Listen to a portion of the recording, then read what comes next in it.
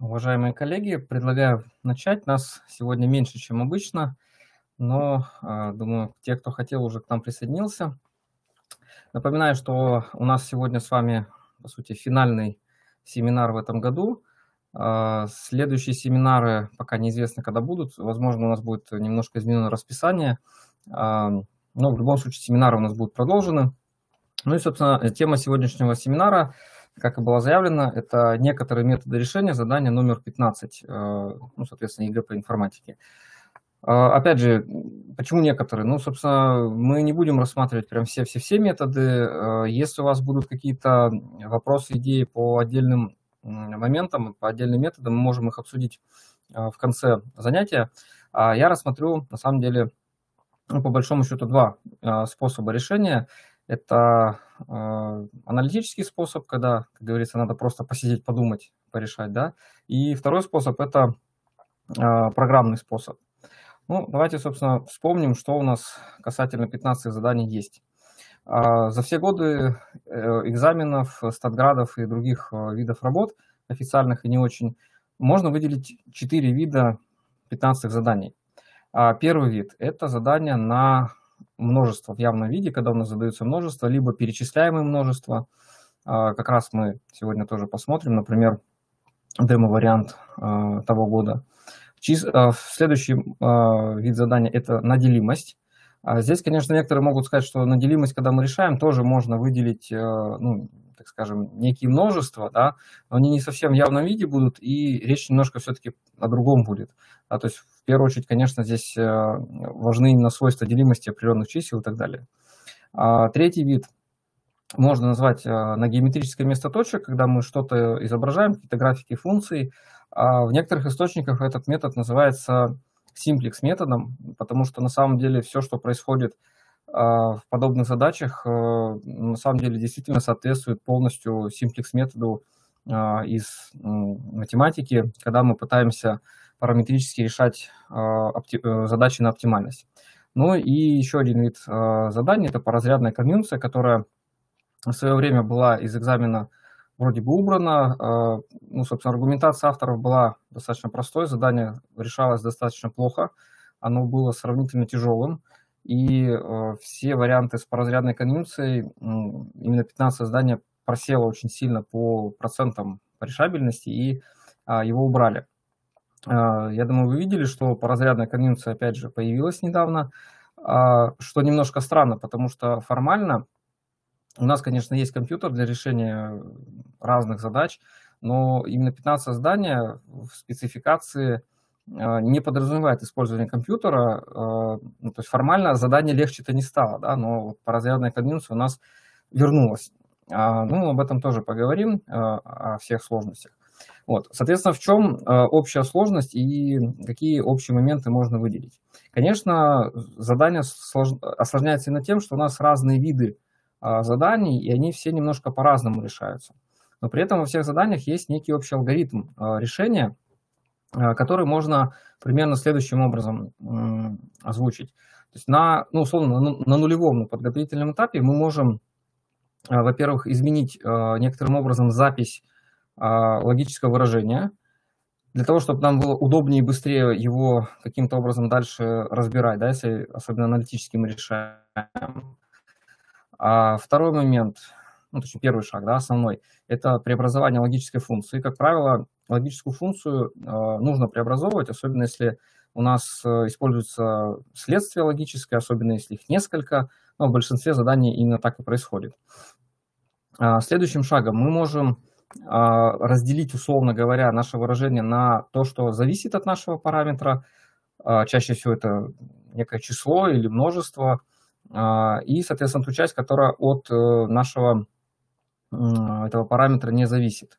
Ну и, соответственно, проанализировав логическое выражение, мы можем выделить некоторые, ну, давайте так скажем, в общем, объекты, да, то есть понятно, что в конкретном задании это множество чисел и так далее, или там, ну, чаще всего это числа, конечно. Вот, то есть те числа, для которых логическое выражение, независимо от параметра, будет выполнено. Ну и давайте так договоримся. Я введу такой полуофициальный термин. Я буду называть эти объекты хорошими. То есть те объекты, для которых логическое выражение, независимо от параметра у нас выполняется, я буду называть хорошими. Соответственно, все остальные объекты, для которых у нас функция логическая не выполняется, ну, без учета параметра, я буду называть условно плохими. Так проще будет нам. Вот. Ну и, соответственно, окончательный шаг, что нам нужно будет сделать? Нам надо определить вот эти как раз плохие объекты, и за счет выбора нашего параметра А мы должны все эти плохие объекты, ну, условно назовем это покрыть, да, то есть исправить все эти плохие объекты, чтобы для них тоже логическая функция выполнялась. То есть вот общий алгоритм, в принципе, это не такой сложный, но мы сейчас увидим, что при реализации конкретных моментов возникают определенные сложности. Ну, давайте посмотрим примеры. Один из примеров – это из демо-варианта, по-моему, предыдущего года. Может быть, этого, честно говоря, не помню. Что нам нужно, собственно, будет сделать? Нам нужно будет, ну, по нашему алгоритму, собственно, действовать и попробовать разобраться.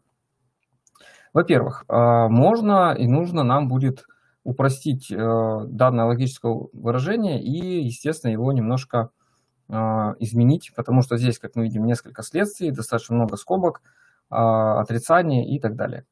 Ну, что мы можем сделать? Во-первых, я предлагаю немножко сократить саму запись. С точки зрения математики, может быть, мы немножко переврем, так скажем, ее, да, но для аналитического решения это будет даже, ну, проще нам, да. То есть я предлагаю ввести такое обозначение. Если мы будем использовать само множество, просто, например, это мы будем подразумевать, что мы используем выражение x принадлежит множеству. Если мы, соответственно, используем вот такую запись, с отрицанием, например, это будет означать, что x не принадлежит. Ну, собственно, мы тем самым сократим немножко запись, потому что вот те обозначения, которые используются в стандартной математике, у нас везде есть x принадлежит, запись, да, и еще иногда отрицание навешивается вперед, выносится, вот, как некоторые в виде кочерги этой, да, добавляет нам всяких скобочек и немножко неудобно получается. Поэтому я могу, ну, давайте сперва здесь под ним запишу, я запишу выражение таким образом. Скобки, естественно, здесь нужны будут некоторые, я их оставлю, но большинство скобок можно будет у нас убрать. Вот, то есть, как мы видим, нулевой этап, когда мы заменяем некоторые записи, он сильно помогает нам сократить саму запись, это, конечно, удобно. Ну, а дальше начинается основной этап, когда мы логическую функцию разбираем по законам алгебры логики, по различным свойствам и так далее. Ну, как я уже сказал, от следствий лучше избавляться. Я это сделаю, ну, скажем, постараюсь так сравнительно быстро это сделать, несколько шагов. Если нужно будет что-то подробнее по этому поводу разобрать, я, естественно, если попросите, разберу. Ну, а дальше что мы делаем? То есть, во-первых, у нас, как мы видим, логически слагаемые, два одинаковых отрицания d, естественно, его можно убрать, и по закону де Моргана мы можем раскрыть большое отрицание. То есть, получается у нас вот такая запись.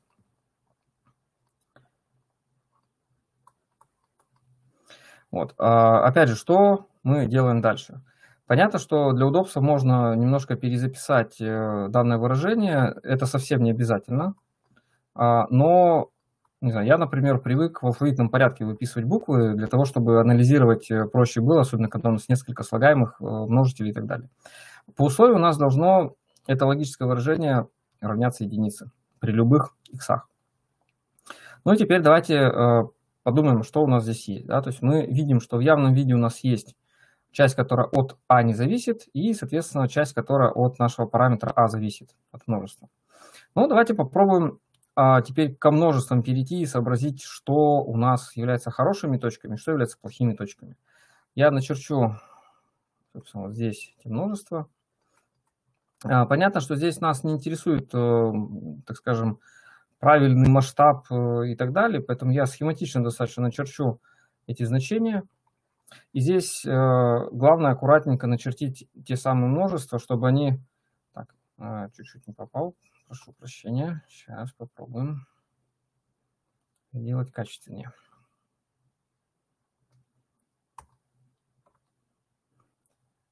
Так, вот у нас множество d, и, соответственно, у нас будет множество c.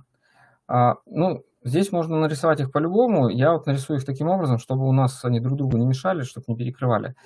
Ну и дальше, соответственно, нам нужно будет искать те самые плохие и хорошие точки. В нашем случае есть смысл нарисовать сперва хорошие, автоматически все остальные будут у нас плохими. Ну, давайте смотрим на вот выражение. Анализируя, опять же, логическую структуру выражения, мы понимаем, что если точки принадлежат множеству c или не принадлежат множеству d, то они уже за счет того, что везде дизъюнкционно стоят, будут давать верное логическое выражение. То есть все, что за множеством d, мы можем сказать, что это хорошие точки. Вот я их заштрихую. Все, что у нас во множестве c, это тоже хорошие точки. Ну, понятно, что вот некоторые точки у нас могут быть, в принципе, дважды заштрихованы, не принципиально абсолютно. Главное, чтобы мы не потеряли никакие точки, которые, в принципе, должны быть заштрихованы. Ну и раз мы нашли хорошие точки, то очевидно, что у нас плохие точки – это все остальные. То есть в нашем случае получается вот эта часть плохая, и мы должны ее покрыть за счет множества а. Ну, тут очевидно достаточно получается, что множество а может быть, в принципе, любым. Оно может быть достаточно большим, то есть мы можем его вот так вот взять, например, да, чтобы покрыть его точно. Но нас интересует именно наименьшее значение. Очевидно, что мы будем множество а сдвигать так, чтобы оно, ну, по сути, совпало с этим кусочком, который у нас есть. Это и будет множество а. Ну и не забываем посчитать длину, потому что в ответ надо указать именно наименьшую возможную длину отрезка А. Какие здесь бывают нюансы? То есть задание вроде бы легкое, но бывают некоторые нюансы. Во-первых, стоит обратить внимание, ребят, на все-таки вычисление длины. Как показывает практика, почему-то некоторые считают длину отрезка очень интересно. То есть пытаются плюс-минус 1 сделать, да, то есть надо вычесть просто из правой границы левую. Кроме того, некоторые начинают пытаться очень подробно решить задание. Я специально не стал акцентировать внимание при решении на выколотые и не выколотые точки, вот 17, 29, да, формально 17 у нас выколото, 29 не выколото, то есть это уже хорошие точки, и, соответственно, А должно быть у нас 17 включается, 29 не включается. Но длина от этого влиять, ну, зависеть никак не будет, да, это некоторые пытаются, опять же, выкинуть или добавить какие-то точки, но с точки зрения длины интервала, вот особенно если речь идет про интервал, не обязательно отрезки там могут быть, да, длина интервала – это все-таки разница между правой и левой границей.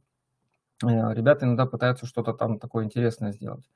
Вот. Ну и встречаются задачи, когда у нас могут быть какие-то два кусочка разрывные, и, соответственно, ну, вопрос в том, что вот как взять там, вид интервала, все зависит от вида интервала. Да? То есть если отрезок, понятно, что тогда у нас надо сделать такой отрезок, чтобы он покрывал все вот эти плохие точки, даже если они разрывны. Вот, поэтому задача в целом-то не сильно сложная. К тому же здесь еще одна особенность. Как бы мы ни брали два множества, вот у нас в данном случае они просто частично перекрываются. Но могут быть и другие случаи. Может быть случай, когда они вообще не пересекаются, не имея ни одной общей точки. Могут быть случаи, когда у нас множества лежат друг в друге полностью, одно внутри другого. Ну и в принципе все. Остальные частные случаи, когда они касаются одной точки, там совпадают и так далее, но они еще более простые. В чем, собственно, суть? Да? Если мы рассмотрим только два множества, а обычно это два множества в заданиях, у нас получается при пересечениях только 3 разных конечных кусочка и еще 2 бесконечных. Учитывая то, что зачастую вопрос звучит именно касаемо длины, то есть в ответ нам надо записать длину, да, то бесконечные множества нам не подходят и могут подойти только конечные множества. То есть интервалов различного вида, которые могут быть в качестве ответа, их конечное множество, и их, ну, некоторые ученики говорят, ну, можно наугад практически нарисовать какой-то ответ и даже попасть. Ну, действительно, если уж совсем не знаешь, что делать, можно попробовать там нарисовать хоть что-то и, ну, оценить так на глазок. Может быть, даже... Ну, у меня были, например, случаи, когда лицеисты почти наугад писали ответ и получали нужный ответ. Так, это что касается решения и примера с, соответственно, со множествами. Следующий пример, я тоже пока рассмотрю его аналитически, насчет программного решения я буду немножко позже говорить. Следующий тоже достаточно типичный пример, когда нам нужно рассмотреть задание с делимостью. как я уже сказал, в принципе, здесь тоже можно, конечно, сказать, что мы будем рассматривать так или иначе какие-то множества, ну, множество чисел, которые делятся на что-то, не делятся, но это немножко все-таки другого сорта задача, поэтому лучше, конечно, ее, наверное, отдельно рассказывать, отдельно объяснять ребятам при подготовках. Ну и, опять же, первое, что я предлагаю сделать, это немножко изменить запись, потому что, как мы видим, у нас везде есть функция del, x и чего-то там еще.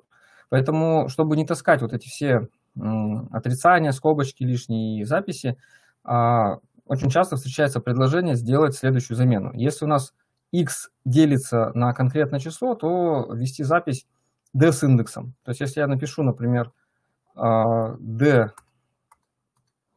например, d6, это будет означать, что это иксы, которые делятся на 6. Что касается x делится на a, вот тут опять же, чтобы выделить более четко условия с нашим параметром, можно просто написать a. Ну, чтобы не писать d с индексом a, чтобы буковки не плодить. Ну и к тому же мы еще раз говорю, достаточно четко выделим именно вот тот индекс, который нам нужен. Ну и давайте запишем, как у нас будет выглядеть наше выражение после всех этих замен. То есть, как мы видим, запись, конечно, у нас будет более компактная, что, естественно, нам поможет быстрее справиться с преобразованиями дальнейшими. Ну, опять же, преобразование нам тоже необходимо выполнить. Избавляемся от следствий. И смотрим, что у нас получается. Вот. То есть упрощение здесь достаточно простое. Опять же, это все должно быть единицей при любых натуральных значениях x. Ну и точно так же мы видим, что вот у нас есть часть, которая от a не зависит. Опять же, получились везде дизъюнкции. Кстати, это тоже достаточно типичная ситуация, когда много дизъюнкций получается. Бывают, конечно, и другие ситуации. Ребята иногда спрашивают, а почему только дизъюнкции бывают? Нет, конечно же нет. Но в силу разных обстоятельств, чтобы задания, ну, так скажем, полегче были, дизъюнкции очень часто встречаются. И вот здесь начинается как раз немножко более хитрая вещь. Мы можем, конечно, найти хорошие числа, да, но давайте подумаем, а как можно сформулировать, а что за хорошие числа? То есть это те числа, которые не делятся на 6 или не делятся на 9. И тут вот обычно у ребят возникает достаточно большая проблема. А как это нарисовать вообще? Что это такое? Как изобразить в виде множества, в виде кругов Эйлера и так далее? И возникает большая проблема. Как это сделать? Ну, опять же, в чем проблема-то? Если я буду, например, рисовать круги Эйлера даже, да, то есть вот, собственно, делятся на 6, делятся на 9. Что-то будет у них общее, да, а вот не делятся на 6, не делятся на 9, это же где-то вот вне будет, да, и вот совместить это в одно условие как-то ребятам очень проблематично. А что здесь можно сделать? Так нас на самом деле ведь интересуют не хорошие числа, а именно плохие. А плохие как будут искаться? Так, собственно, если мы навесим на все это дело отрицание, то мы получим не что иное, как плохие числа. То есть я возьму наши хорошие числа, навешу на них отрицание и получу по закону Де Моргана гораздо более простое выражение. То есть это те числа, которые делятся на 6 и делятся на 9. Опять же, конъюнкция у нас более строгая операция, она больше ограничений вводит. Ну и, соответственно, нам нужно будет понять, что это за числа. Здесь, опять же, возникают разные проблемные ситуации у ребят, потому что делимость как таковую с точки зрения математики, они проходят обычно гораздо раньше, не в 11 классе и даже не в 9 иногда, в зависимости от программы, опять же. И тут, конечно, нужно подсказать, а как можно искать. Ну, во-первых, если с делимостью все хорошо, можно вспомнить там про наибольший общий делитель, про наименьшее общекратное и так далее. А можно просто, ну, если уж совсем все плохо, можно попытаться подобрать те самые иксы, которые будут делиться и на 6, и на 9. Можно, в принципе, вспомнить, что как раз вот нахождение ног у нас связано с делителями чисел. То есть вот 6 разлагается на 2 на 3, 9 на 3 на 3. То есть получается, что на самом деле все эти числа, иксы плохие, должны, ну вот можно их выписать для начала, да. То есть первое из них будет 18, потом будет число 36 и так далее. Можно просто, ну, поподбирать, условно говоря, да. Если ученик осознал, что это такое, что за числа, да, можно попытаться общий вид выписать. Кстати, это уже не обязательно, но у кого с делимостью хорошо, могут, в принципе, сразу сказать, что у нас вот общий вид всех чисел 18k, где k натуральная. То есть это все плохие числа. Ну и, соответственно, остается последний шаг тогда сделать. А каким должно быть а, чтобы вот эти все числа, вспоминаем, да, что у нас такое А? Это запись, что иксы делятся на, то есть нам нужно подобрать такое по условию наибольшее А, чтобы все наши числа вида 18К делились на него. Ну, опять же, здесь можно либо на примерах рассмотреть, показать ребятам, почему именно так получается. У них здесь не всегда все тоже гладко получается. Ну, либо вспомнить некоторые вещи из делимости, и очевидно, что у нас числа, на которые делятся числа вида 18К, это 1, 2, 3, 6, 9, 18. То есть самое большее из них это 18. То есть тем самым у нас получается, что А это у нас наибольшее имеется в виду, да, то есть наибольшее А в нашем случае это 18. Это и есть ответ на задачу. Вот, поэтому здесь, естественно, нужно вспоминать делимость, нужно напоминать ребятам, как это работает, ну, либо на каких-то примерах хотя бы это показывать, чтобы было понятно, потому что здесь многих немножко смущает, вот числа у нас 18, 36 и так далее, а мы ищем наибольшее, и вдруг наибольшее это наименьшее из тех чисел, которые мы нашли. Здесь надо именно акцентировать внимание на том, что вот мы нашли иксы, это числа, которые должны делиться на наше А. Тут вот иногда бывает как-то тяжеловато ребятам это понять. Так, хорошо, следующий пример. Ну, опять же, пример взят с сайта Полякова. На самом деле, данный пример не только на сайте Полякова есть, но как бы я, честно говоря, взял именно оттуда, что вполне допускается его соглашением. Здесь вот интересное очень задание на геометрическое место точек. Оно достаточно трудно решалось в свое время. Оно было в задачах, вариантах, когда у нас было докомпьютерное ЕГЭ, и решалось оно не очень хорошо. Вот данное задание я специально выбираю обычно для демонстрации, потому что здесь вот все, что только можно, собрано. Во-первых, у нас не x, y, как привыкли ребята, а k и n какой-то. Ну, понятно, можно ввести замену, никаких проблем нет. Во-вторых, то, что ребята называют некрасивыми числами. Да, вот коэффициенты 5, 6, 57, они не очень удобны для того, чтобы чертить. Ну, собственно, когда мы будем преобразовывать, там не целые у нас числа будут. Да. Потом есть очень интересная такая особенность у этих заданий у многих. Ребята у нас привыкли к 11 классу решать все в вещественных числах. А здесь у нас в условиях сказано, что для любых целых положительных значений k и n. То есть здесь вот именно такая интересная формулировка, и она на самом деле очень сильно сыграет нам при решении. Ну, давайте попробуем тоже все дело начертить и осознать, что нам нужно сделать. Ну, во-первых, здесь уже записывать что-то иначе, ну, кроме как заменить k и n на x и y, если вы так хотите, да, или ребята хотят, больше особо заменять-то нечего, потому что у нас нет никаких ни следствий логических, ни других каких-то особенностей. Кроме того, первая скобка как раз вот от А не зависит, вторая большая скобка только с А, поэтому здесь особых каких-то преобразований не требуется. А вот дальше начинается как раз очень интересная вещь. Нам желательно бы, конечно, начертить некоторые моменты и разобраться с ними. Ну, я, честно говоря, чтобы было сравнительно симпатично, я просто вот начертил в одной из программ в графопостроителе все, что мне нужно. Соответственно, красная линия – это как раз первая скобка. 5, ну, давайте так, я, честно говоря, заменил, да, чтобы удобнее было в графопостроителе строить 5х плюс 6y равно 57. Ну и давайте проанализируем, что у нас здесь можем сказать насчет, опять же, вот этих хороших точек и плохих точек. У нас в условии написано, что 5k плюс 6n больше, чем 57. Ну, очевидно, что вот все точки, которые над нашей прямой, они уже хорошие тогда получаются, да. Но здесь важный момент, что так как строгое неравенство, то сама прямая не является хорошей. То есть ее надо тоже будет покрывать. Опять же, вот в этих заданиях очень много моментов, очень много нюансов, связанных с строгостью, нестрогостью. Поэтому, ребят, обязательно акцентируйте внимание, ребят, на эти моменты. Потому что во многих задачах как раз строгость, нестрогость дает нам, ну, как раз плюс-минус одно число, которое на ответ, естественно, может повлиять. Затем обратите внимание на следующую хитрость. У меня здесь дорисованы, точнее, две линии, x равно 1 и y равно 1. Зачем?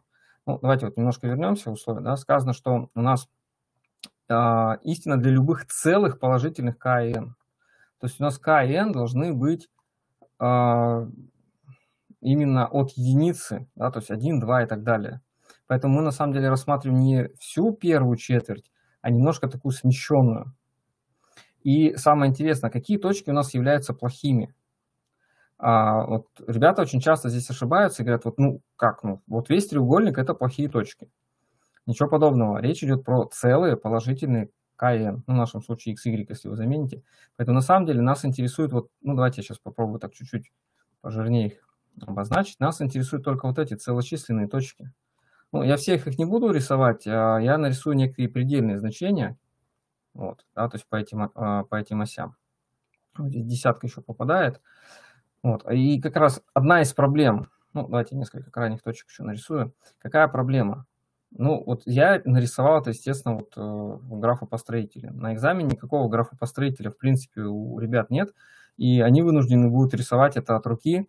Понятно, что бланки, которые обычно используются в эту розовую клеточку, можно использовать, но все-таки тут как раз за счет этих, как ребята говорят, некрасивых числовых значений, 5, 6, 57, не очень удобно считать действительно, дробные значения получаются, примерно прикинуть вполне себе можно, да, то есть если мы, например, x либо y равно единице будем подставлять, мы можем прикинуть, до каких значений доходит. И самое главное, эти точки, которые крайние получаются, да, эта точка у нас, соответственно, 10, 1, и эта крайняя точка, это у нас точка 1, 8. То есть нам надо покрывать только те точки, которые целочисленные. У меня не все еще раз нарисованы, но я думаю, для понимания этого вполне достаточно. И вспоминаем еще такой момент. У нас есть вторая скобка с нашим параметром. И давайте сообразим, а что у нас дает эти скобки с параметром? У нас написано, что k меньше либо равно a и n меньше строго, чем a. То есть если мы зафиксируем некоторое a, давайте я здесь сбоку нарисую. То есть если я зафиксирую некоторое a, то у меня это фиксированное a даст следующее интересное условие. Опять же, тут немножко, понятно, кривовато мне рисовать неудобно, но все-таки. То есть если я зафиксирую a, то у меня будет получаться такой почти квадрат. На рисунке, конечно, это не совсем квадрат, но правая граница квадрата будет включаться, а верхняя граница будет не включаться. Но в любом случае у нас получится, вообще это, конечно, такой угол получится бесконечно, с учетом нашего условия, что мы находимся в такой почти первой четверти, мы получим все-таки квадрат. Да? То есть у нас второй слой будет покрывать квадрат. Но и остается сделать один небольшой шажок и аккуратный вывод. То есть выбирая А, мы покроем некий такой квадрат с верхней стороной выколотой, с правой не выколотой. Понятно, что я могу, условно говоря, взять какое-то гигантское А, например, 100, да, и оно у меня будет покрывать все, что надо и не надо. С запасом, с большущим, да. Но у нас по условию, не буду возвращаться на условие, интересует наименьшее А. Понятно, что мы его должны просто сдвигать все ближе и ближе к началу координат. И очевидно, что мы должны покрыть таким образом, чтобы эти самые, главное, крайние точки попались у нас, да. Но и очевидно, что если мы правую сторону не выкалываем, то мы можем пройтись через десятку прям по этой точке сюда. Прям через эту точку. Опять же, к сожалению, немножко неудобно рисовать. Через эту точку я пройду. А верхняя граница, у меня так получается, что это практически она нарисована, через десятку. То есть мы видим, что мы тогда покрываем все целочисленные точки. И тут как раз почему важно обратить внимание, ребят, на целочисленность. Потому что если мы будем решать в вещественных числах, то мы обязаны бы были, как они говорят, треугольник покрыть. Да? То есть мы бы тогда искали точку пересечения нашей прямой и y равно единице, а эта точка была бы правее немножко, чем то, что нам нужно. В нашем случае достаточно взять а равно 10. Меньше мы не можем взять, потому что мы потеряем ровно одну точку, кстати, потеряем, если что. Больше взять, 11, например, смысла нет, это не наименьшее число, но мы покроем действительно тогда весь треугольник, это допустимое число, но оно не наименьшее, к сожалению. Вот такая интересная задача. Достаточно сложно для ребят, я уже объяснил почему. Да? То есть начертить красиво сложно, неудобные коэффициенты для анализа. Опять же, эти ситуации с целочисленными точками, они вызывают, конечно, ряд вопросов и проблем, соответственно, да? Потому что немножко к другим задачам привыкли, когда речь идет про алгебру, про геометрические какие-то задачи и так далее. Вот. Ну, такая задача. Ну и еще один пример, естественно, соответственно, паразрядную конъюнкцию.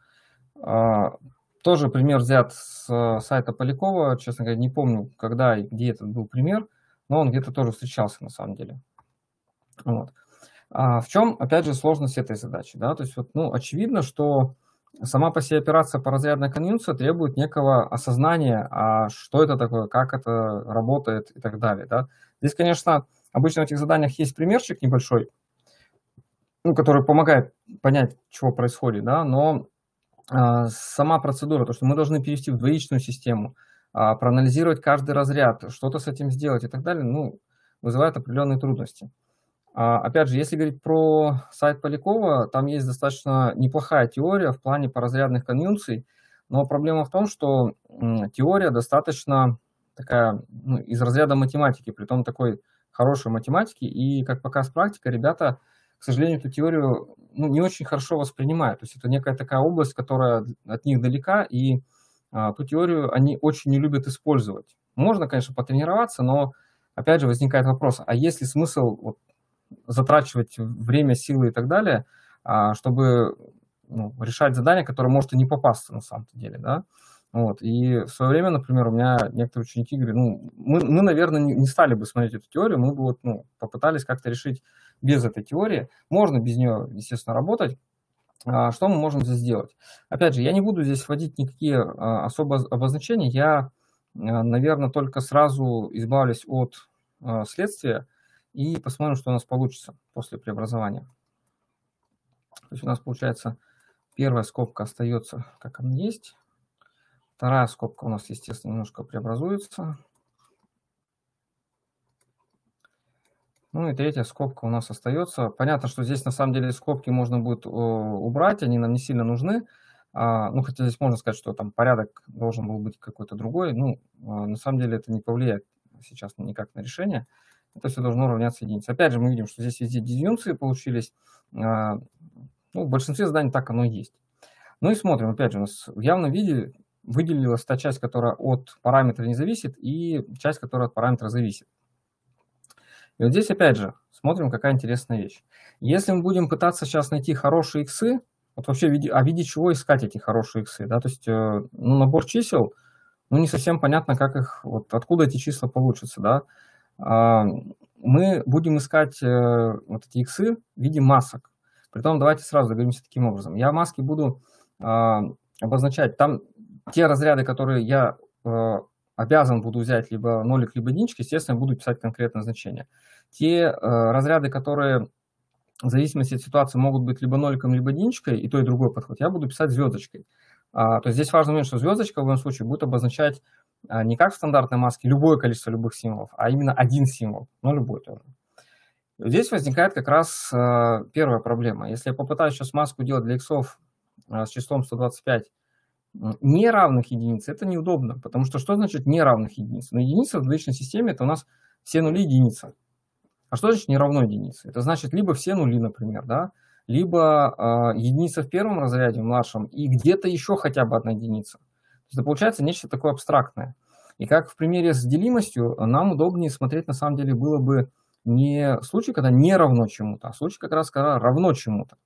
Так мы поступим точно так же, как с делимостью. Мы преобразуем немножко и навесим просто на все это отрицание и получим тогда плохие вот те самые иксы, да. Ну и, соответственно, давайте я немножко тоже сразу преобразую. Мы тогда по закону Де Моргана, если отрицание уберем, мы получим более приятную, на самом деле, картинку. Во-первых, равенство, что само по себе удобнее, потому что когда у нас есть конкретное число, с которым мы сравниваем, маску будет удобнее делать. Ну и, опять же, появилась конъюнкция, это не принципиально на самом деле, но конъюнкция, напоминаю, более строгая операция, в отличие от дизъюнкции, и проще немножко потом эти маски будет объединять. Вот, что мы здесь, соответственно, будем делать? Я просто сейчас подберу две маски для числа 125 и для числа 34, маски плохих именно чисел, объединю эти две маски, и потом попытаюсь за счет параметра А все эти плохие иксы исправить. Тут, собственно, пока далеко от этого не ушли, некоторые могут заметить, так вот хорошо, но у нас тут равенство везде получилось. А если будет там равенство и неравенство, например? Ну, действительно, бывают такие ситуации, и, по-моему, в первом Статграде как раз подобная ситуация была. Что мы можем сделать? Ну, мы можем на самом деле сделать простую вещь. Мы, вот там, где равенство, нам легче маску подбирать, очевидно, да? Поэтому мы могли бы эту маску подобрать, а за счет второго слоя, где не равно, потом просто скорректировать ее. Ну, это, в принципе, работает тоже. Это, конечно, достаточно сложно делать, ну, особенно при отсутствии навыка, но в целом ребята с этим справляются после определенных тренировок. Ну, давайте попробуем сделать отдельно в данном случае две маски. Еще раз, мы ищем плохие иксы. Я отдельно найду плохие иксы для случая, когда конъюнкция с иксами дает, с числом 125 дает единицу, и отдельно, когда конъюнкция с числом 34 дает двойку. Ну, я обычно выписываю, опять же, это совсем не обязательно, можно по-другому делать. Я выписываю обычно столбиком и смотрю все разряды, которые у нас есть. Число 125 мы можем представить в двоичном коде, но сразу я допишу, ну так, условно, вначале же там нули могут быть, сколько угодно, а потом будет само число. Насчет незначащих нулей я скажу чуть позже, зачем я их пишу. Некоторые говорят, ну а что их писать, они же не значащие. Ну да, они не значащие, но мы сейчас увидим, почему это важно. Смотрим, мы на выходе должны получить единицу. Единица, напомню, это у нас единица в младшем разряде и много ноликов. Тут на самом деле главное не сильно промахнуться. Ну и вот тут опять же, в конце-то у нас нулей-то может быть, зачем в начале, да? Незначащих нулей может быть много. То есть это у нас вот единица-то самая. Ну и смотрим поразрядно, например, справа налево, хотя это не важно на самом деле, откуда куда смотреть. Для того, чтобы единица дала единицу, мы обязаны взять единицу. Чтобы из нуля получить 0, мы можем взять любое значение, как 0, так и 1.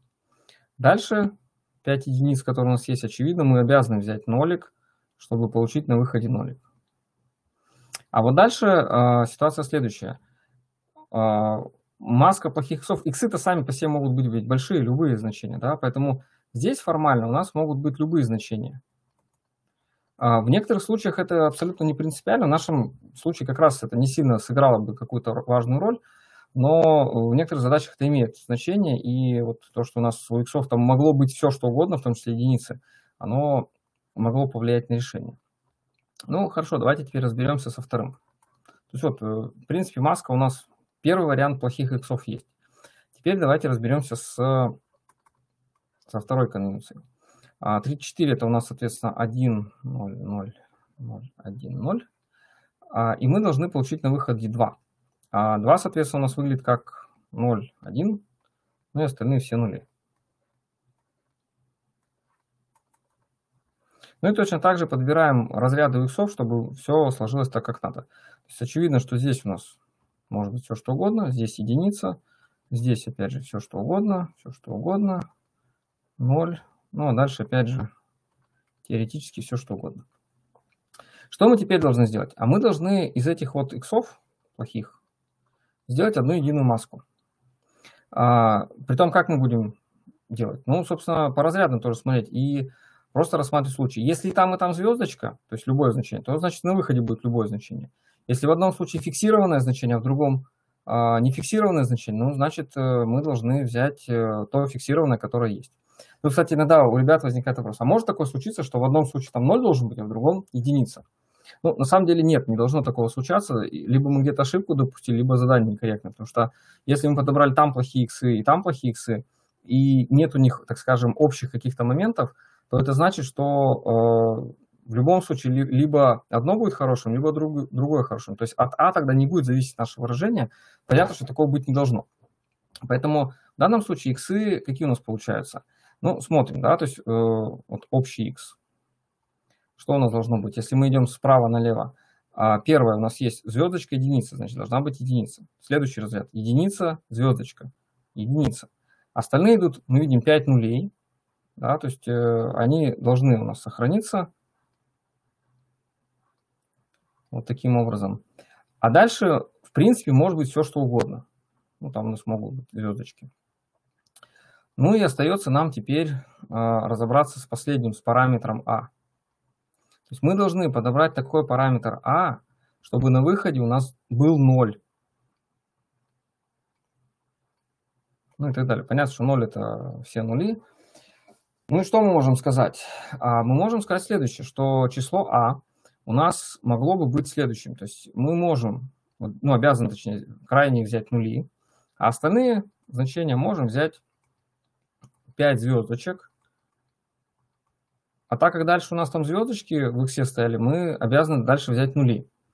Опять же, в данном случае это не совсем принципиально в данном конкретном решении, но в некоторых задачах, еще раз, это могло бы сыграть определенным образом.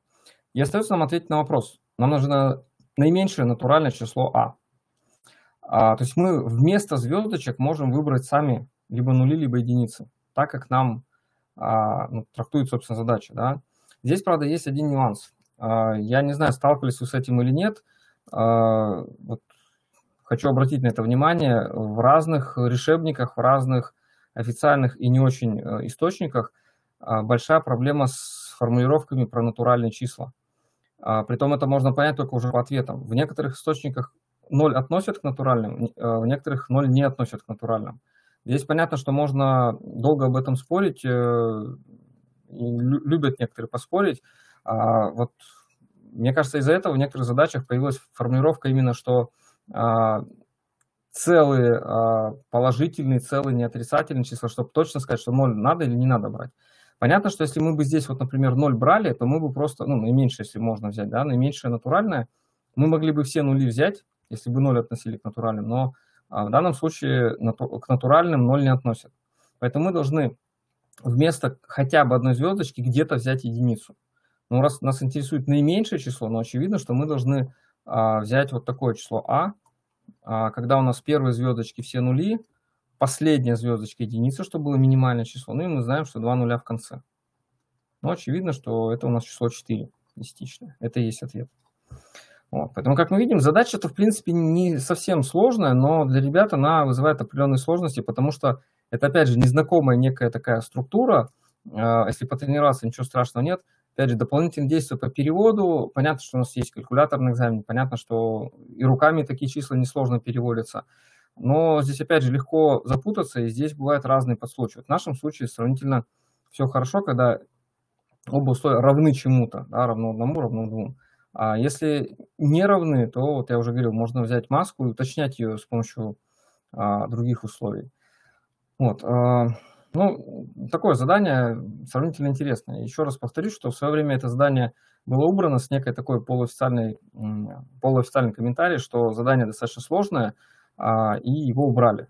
Но сейчас его вот в некоторых статградах вернули, хотя, по идее, ну, как и раньше, должно решаться вроде бы как бы аналитически без компьютера. Ну и теперь давайте мы разберемся с примерами, как эти задания можно было бы решать с помощью программного метода.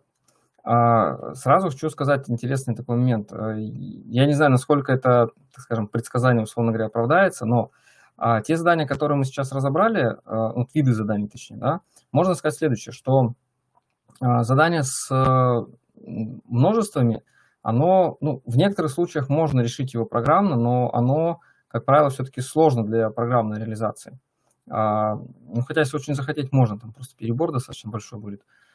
Все остальные три вида заданий, они на компьютере хорошо решаются, и мы сейчас это увидим. Я сейчас поясню, где что мы берем и почему так.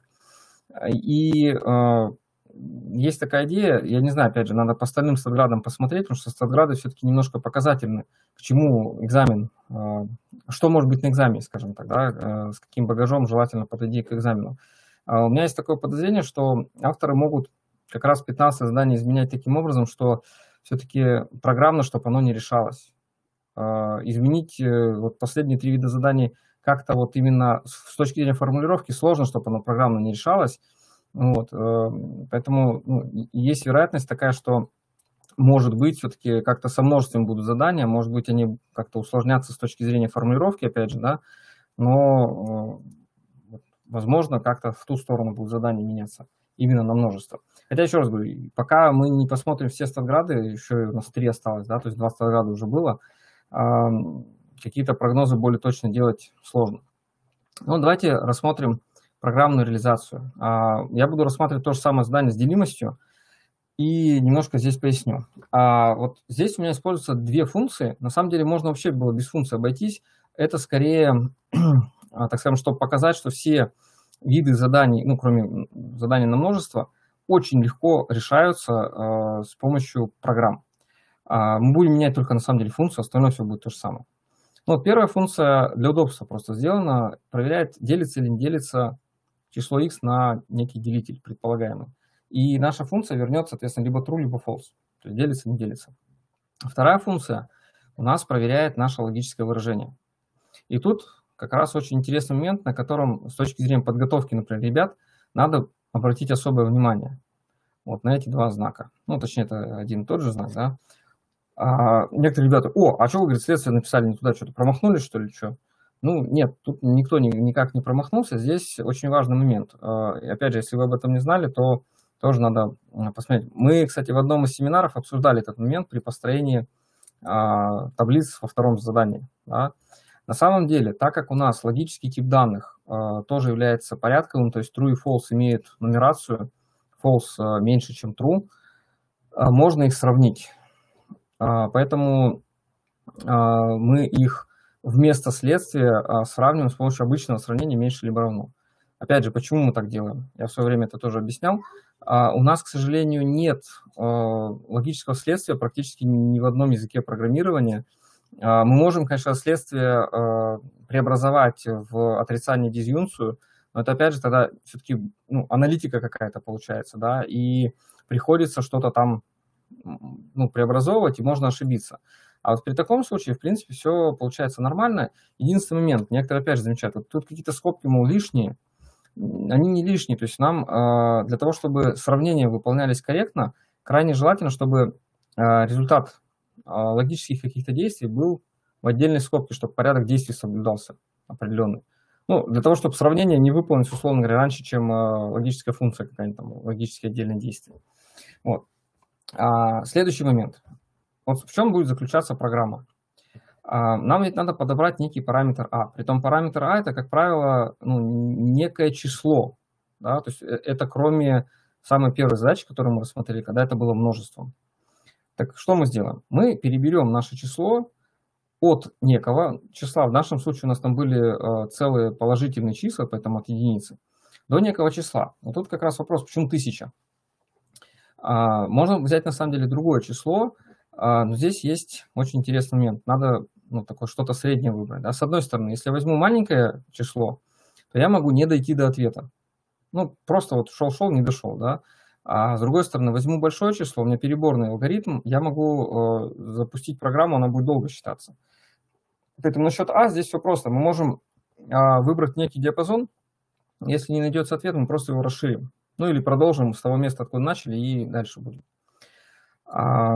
Дальше мы предполагаем изначально, что данная переменная, конкретное значение переменная, будет у нас хорошим. То есть для него все будет хорошо выполнено, все нормально. Для этого служит переменная ок, которая изначально принимает значение true, что да, все хорошо. А потом начинается интересная вещь. Мы перебираем некие иксы, опять же в некотором диапазоне, и для них проверяем, а выполнено ли у нас условие. И здесь важный момент. Вот я здесь проверяю, если у меня функция не выполнена, напоминаю, да, что логические функции можно использовать именно в таком виде. Конечно, можно записать вот так, если вам проще, и ребятам так проще, можно изначально так объяснить и записать даже. Но с точки зрения использования логических функций, логических переменных, вот такая запись сравнивать с логической константой, не очень красиво, как бы считается, что вот это правило, правило плохого тона, так скажем, в программировании не очень так хорошо, да, точнее, плохой тон. Вот, что мы делаем? Если мы какой-то x плохой нашли, нам же скажут, что для любых иксов должно быть, да, но если мы хотя бы один нашли, значит, не для любых выполняется. Значит, мы говорим, что у нас наше А плохое, и раз мы хотя бы одно нашли плохое, мы все, на этом заканчиваем. Нам другие иксы не интересуют. Поэтому перебор, на самом деле, достаточно быстро сократится. После того, как цикл он заканчивается, мы проверяем, что если у нас переменная осталась ок, то есть, опять же, можно записать это вот таким образом, да, ок равно true. Не очень хорошо так делать, но если уж совсем непонятно, то можно так сделать, да. Если переменная осталась true, то значит, что число подходит. Собственно, понятно, да? То есть цикл мог закончиться либо потому, что просто перебрали все иксы и все хорошо, либо цикл закончился, потому что все плохо, и раньше времени он закончился. Если он закончился нормально, то мы выводим это число. Вот. И в данном случае мы выведем все делители 1, 2, 3, 6, 9, 18, ну и ручками выберем наибольший. Остается вопрос по поводу вот этой 1000. Почему здесь 1000? От одного-то понятно, у нас там целые положительные числа, да? А вот почему до 1000? Вот тут, на самом деле, очень хитрый момент. С точки зрения математики мы вообще сделали вот прям, не знаю, очень страшную вещь. Нельзя так делать. В условии для любого x. А мы взяли и ограничили. И вот, как некоторые говорят, а может так получиться, вот взяли мы до 1000, да, а вот на следующем числе возьмет все и сломается. Для всех было хорошо, а вот следующее сломается. Ну, так можно, конечно, для любого диапазона сказать, мы там 10 миллиардов возьмем, да. К сожалению, в силу дискретности компьютера мы не можем перебрать все числа. Ну, просто бесконечная программа, да. Поэтому здесь мы идем на некое такое соглашение сами с собой, и, в принципе, мы можем что сказать, что если для большинства чисел, для большого количества чисел у нас все хорошо, то, скорее всего, для всех чисел это будет все хорошо. Еще раз, с точки зрения математики, конечно, так нельзя делать, потому что, а вдруг найдется какой-нибудь вот тот самый противный пример, который вот 1 из миллиарда, который берет и все портит нам, да. Но, опять же, если брать некоторые моменты из реальных заданий, из соображений вот аналитики, там, на что делится 6, 9 и так далее, там какие-то делители должны быть, ну, все-таки иксы должны перебираться в каких-то, на самом деле, реальных умеренных количествах, и здесь нет смысла брать какие-то гигантские значения. К тому же мы видим, что у нас переборный алгоритм, и у нас до 1000, да еще если мы x будем брать, там, до 10 миллионов, например, да, то это переборно очень будет долго. Поэтому здесь мы, ну, вот идем на такое соглашение сами с собой в первую очередь, да, что вот, ну, будем надеяться, что если для большинства иксов сработало, то для остальных сработает. Ну, если запустить подобную программу, то мы получим, естественно, тот же самый ответ. Ну, мы все, точнее, делители, как я уже говорил, получим. 1, 2, 3, 6, 9, 18, и нам нужно будет просто их проанализировать, глазками посмотреть и выбрать максимально, в зависимости от там, условия задачи. Вот. Теперь давайте посмотрим следующее решение, да, для следующей задачи. И увидим, что на самом-то деле у нас получается все вполне себе красиво. Так, давайте вот так вот перескочим пока на на паразрядную конвенцию, потом вернемся. Смотрите, с паразрядной конвенцией вообще все прекрасно, потому что практически во всех языках программирования, в том числе и в Python, есть паразрядная конвенция. Вот она. Да. Есть паразрядная конвенция, которую мы можем легко использовать. И здесь самый интересный момент. Ученик не обязан знать, как она работает внутри. То есть вот он ее применяет, он вообще не обязан знать, как двоичные числа получаются из десятичных. Да? И вот как раз это не очень хорошо с точки зрения самого задания, с точки зрения сути задания, что должно проверять задание, ну, собственно, то, что оно должно проверять, оно не проверит. Да? Ученик просто может написать функцию, и дальше идея точно такая же. Перебираем наши параметры наш параметр подбираем иксы, если хотя бы один плохой нашелся, то значит не подходит, и перебираем дальше. Единственное изменение, нам надо наименьшее было, да, поэтому мы как только его найдем, мы можем сразу прекратить перебор. То есть тут задачи на максимальное, на минимальное число вот как раз этим отличаются. Вот, все решение. То есть по тем же принципам, из тех же соображений берем 1000 в одном случае, 1000 в другом случае, чтобы перебор был все-таки не сильно длинный. Но, кстати, здесь надо отметить такой момент, что несмотря на то, что может показаться, что перебор там порядка миллиона, кстати, это немного ведь, да, он еще будет меньше, потому что иксы плохие будут попадаться сравнительно быстро. То есть для многих мы будем отсекать перебор по иксу очень быстро за счет вот этого внутреннего брейка. Вот, поэтому, как мы видим, основная часть программы, она вообще не изменилась. Ну, если посмотреть на мой пример, у меня там только большое было, здесь маленькое. То есть мы пишем только другую функцию. Вот именно поэтому я основную часть проверки вынес в функцию. То есть если мы осознали схему, быстренько научились ее печатать, то, заменив чуть-чуть функцию, основная часть будет неизменна. Чуть-чуть веселее, конечно, будет у нас пример с геометрическим местом точек, да и то потому, что у нас есть параметр число и есть две координаты. Но идея здесь примерно такая же. То есть что мы делаем? Ну, мы, собственно, так же, мы перебираем наш параметр А вот в этом цикле. Точно так же предполагаем, что изначально для него все будет хорошо, а потом перебираем наши КЛ, вложенные 2 цикла. Какая здесь, ну, по сути, особенность? Особенность в том, что ну, у нас функция, естественно, будет с 3 переменными, да, ничего здесь сложного нет. Вот этот break, он прервет только внутренний цикл. И можно, кстати, на этом и закончить, все нормально бы работало, но уж совсем правильно можно было бы добавить еще вот этот, еще один брейк, то есть если мы, выйдя из внутреннего цикла, осознали, что уже ну, найдена плохая пара для конкретного, так мы еще и вот из этого цикла выйдем. Это еще ускорит нам отсечение ненужных случаев, и будет это работать замечательно.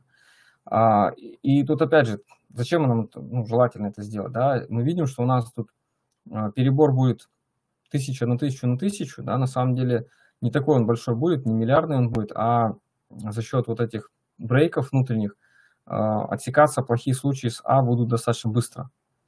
Ну и точно так же нам и меньше надо было найти, поэтому мы, вот, если у нас для какого-то из чисел А получилось все хорошо, то мы его выводим и дальше ничего не перебираем, потому что нам достаточно самое маленькое из них.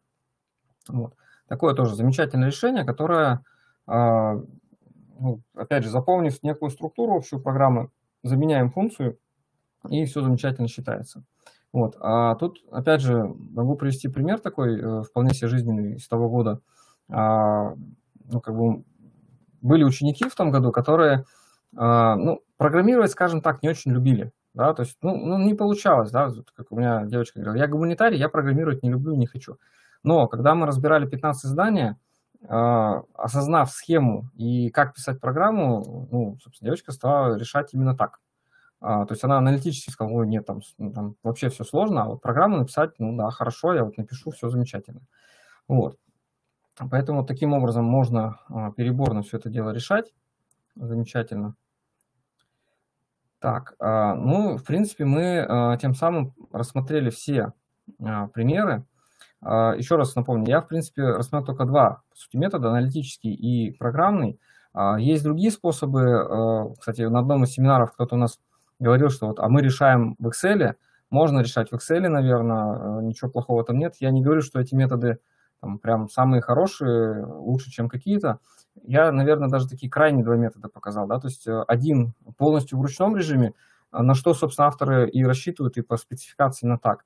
И один из самых, наверное, простых способов, когда мы просто вот стандартную абсолютно схему применяем для всех видов, и все, в принципе, да. Насчет множеств, да, то есть вот часто спрашивают, а можно множество решать? Так, можно, но проблема в том, что, во-первых, не всегда это удобно, проще руками уж там решить аналитически и все.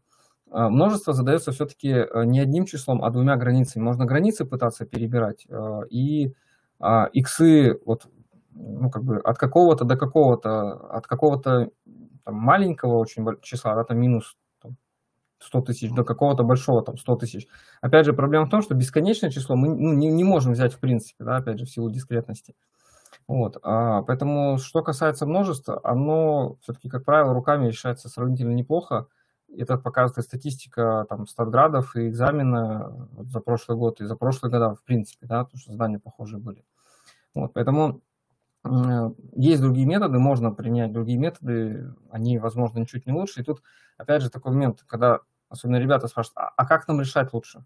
Вот тут обычно ребятам дают такой совет, вот вы попробуйте и то, и другое. Если вам какой-то метод понятнее и проще, значит, вот вам им и надо решать. Некоторые, еще раз говорю, принципиально не переваривают программирование, не любят его, да, и аналитически решают вполне себе неплохо. Вот. Некоторым совсем наоборот, да, то есть проще запрограммировать и все это сделать. Вот, таким образом. Ну, вот все, что я хотел, я на сегодня рассказал, даже в час уложился. Поэтому давайте так, если у вас есть какие-то вопросы именно по этой теме, естественно, задавайте. Если у вас есть какие-то мысли по этому поводу, вы можете тоже высказаться, я вам могу предоставить слово, можете прокомментировать. Возможно, вы как-то иначе решаете, возможно, у вас какие-то свои интересные методы, там, тем же Excel вы что-то может, решаете и хотите поведать нам. Вот. Если у вас есть идеи по поводу того, что мы что бы вы хотели, точнее, услышать еще, или вы хотите поделиться каким-то другим материалом, не связанным с сегодняшней темой. Я напоминаю, что вы можете написать мне, мы обсудим, ну, правда, еще раз повторюсь, в январе не совсем понятно, когда у нас семинары будут, потому что, возможно, там изменение расписания, возможно, это будут не вторники, возможно, мы постараемся пораньше сделать, потому что я помню, что просили пораньше проводить семинары, но такой возможности просто не было. Вот. Поэтому если у вас есть какие-то комментарии по этой теме, либо комментарии насчет того, о чем хотелось бы, что хотелось бы пообсуждать после Нового года, собственно, можете сейчас высказаться, либо прислать потом на почту. Потому что напомню, что если вы выступаете у нас на семинаре, то вам сравнительно быстро в электронном, по крайней мере, виде присылают справку о том, что вы участвовали в республиканском мероприятии. Вот. Ну и бумажный вариант, соответственно, тоже потом могут выслать.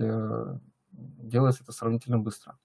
Вот. Поэтому если у вас аттестация в ближайшее время, то выступление на семинаре на республиканском дает определенные баллы. Вот. Поэтому, еще раз, если есть какие-то вопросы, замечания, идеи, можете, собственно, их огласить. А так у меня, в принципе, наверное, все на вот именно эту теорию.